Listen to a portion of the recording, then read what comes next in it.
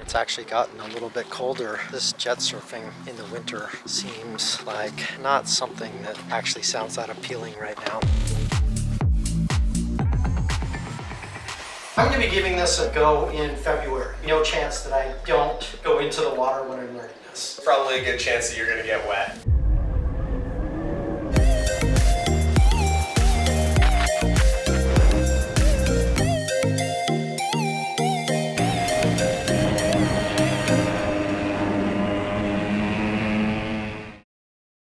It's Christmas time! It is. The drone got delivered today. It's from DJI. It's called Mavic Air 2. We did a lot of research. This one in Canada, you need a license to fly. So yeah. I got my license.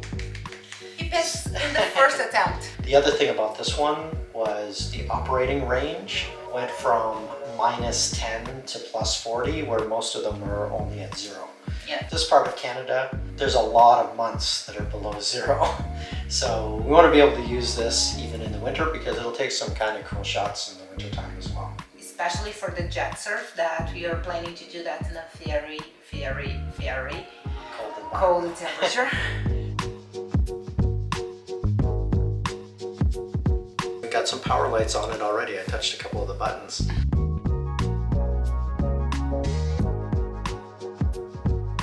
That we need to go to the menu and understand properly before break something.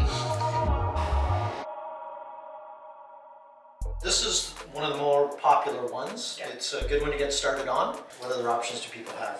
With this board, more recreational use, and the name Adventure is sort of strategic because there are a few kind of upgrades and options that you can add to this board. The first thing is that you can actually mount on a rack. It's got a couple straps. You can put on a little dry bag, take a towel and a bottle of water and your cell phone with you, right? Yeah. There's a special fuel tank called Rotopacks and that you can actually mount onto that rack. And now you can extend your ride about twice as long. When you step up to the next board, we're moving into the race model, which, as its name implies, that's what we're using to compete with. This board, if you're riding in a straight line, it will tend to stay pretty flat.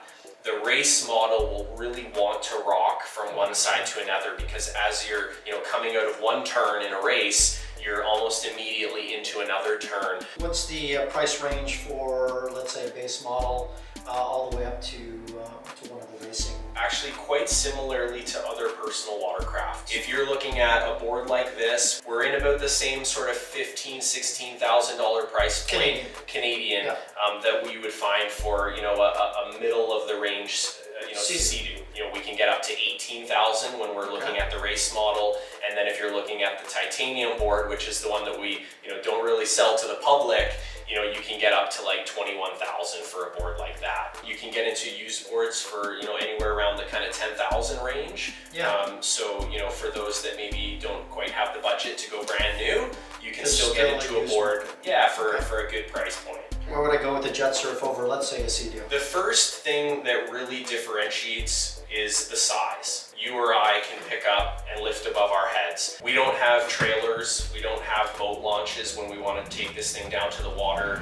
We don't have to worry about storing it in the winter time because at this size, you can put it under your bed. From an operational cost, the boards are pennies on the dollar compared to something like a Sea-Doo or a jet ski. The fun factor of the Jetsurf board is also the big differentiator because typically the Sea-Doo or the jet ski, it's not very demanding of your abilities, right? It tends to get boring. When you're sitting down, you're not getting a workout. When we get onto a Jetsurf board, we're standing, we've got our core, our legs, our whole body working out, and it's skills based. So the more we ride the Jetsurf, the better we get. That is what will keep you coming back for more. The other big benefit to the Jetsurf is the fuel consumption.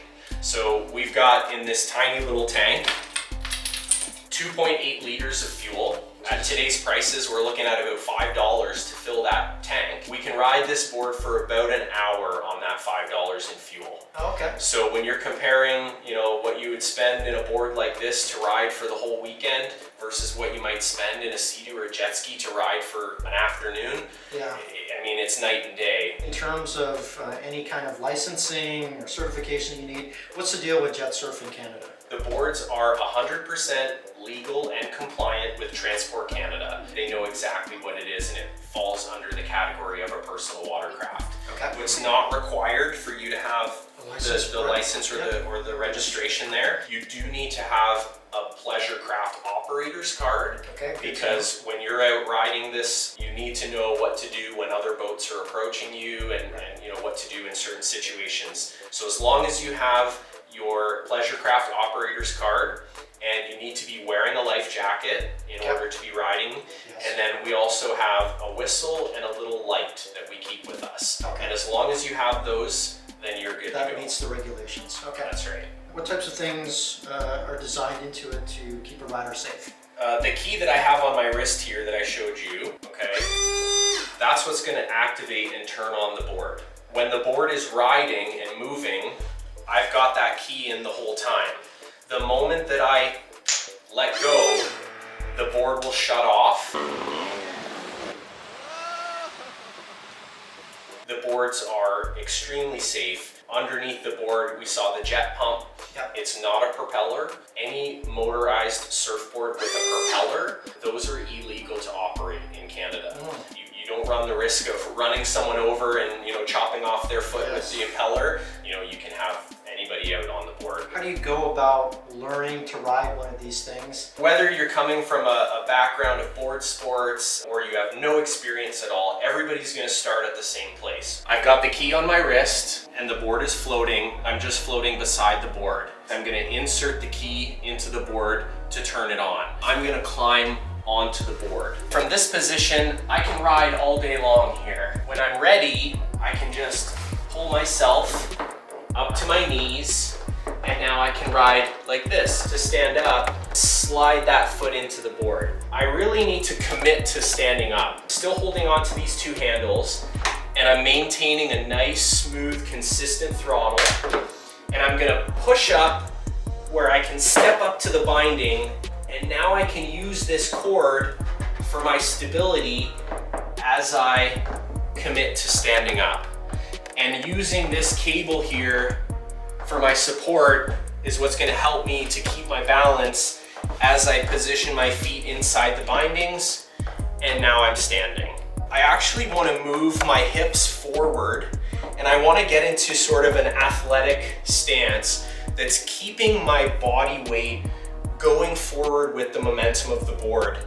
A little bit of pressure on my back toe helped me to turn to the right, and leaning onto my front heel will lean the board up onto the heel side, and I'll be able to turn really easily to the left. It's February, it was about -20 this morning. Yep. Technically, it's usually not a winter sport, but I've got access to water that isn't frozen. There's probably no chance that I don't go into the water when I'm learning this. Yeah, I would say there's probably a good chance that you're gonna get wet. Have you done any kind of cold water use of a jet surfboard? I have ridden in cold water, but not in the peak of winter like we are right now. But you know what? I'm confident that I think you will be doing pretty well. So I'd like to thank Mark from Jetsurf Toronto. Yeah, Thanks for showing us everything about the board. We're so excited to try it. absolutely. We're gonna record everything, and we'll provide Mark and Jetsurf Toronto's contact information at the bottom of the video. If you want to get your hands on one of these boards, get a hold of Jetsurf Toronto. Thank you very much. Absolutely. Yeah, welcome to the Jetsurf family. We're so happy to have you. I didn't really want to be afraid of falling in. I thought I would get in the water with the dry suit on, try to understand how cold it was going to be. Luckily, not feeling that cold and definitely not feeling wet. And I don't know, maybe somebody can answer as to why this happens, but when I put my knees down, all of these air bubbles come out of my knees. Water's not coming in, but there's something happening there that I'm not really sure. If you know, let me know. Let's go outside.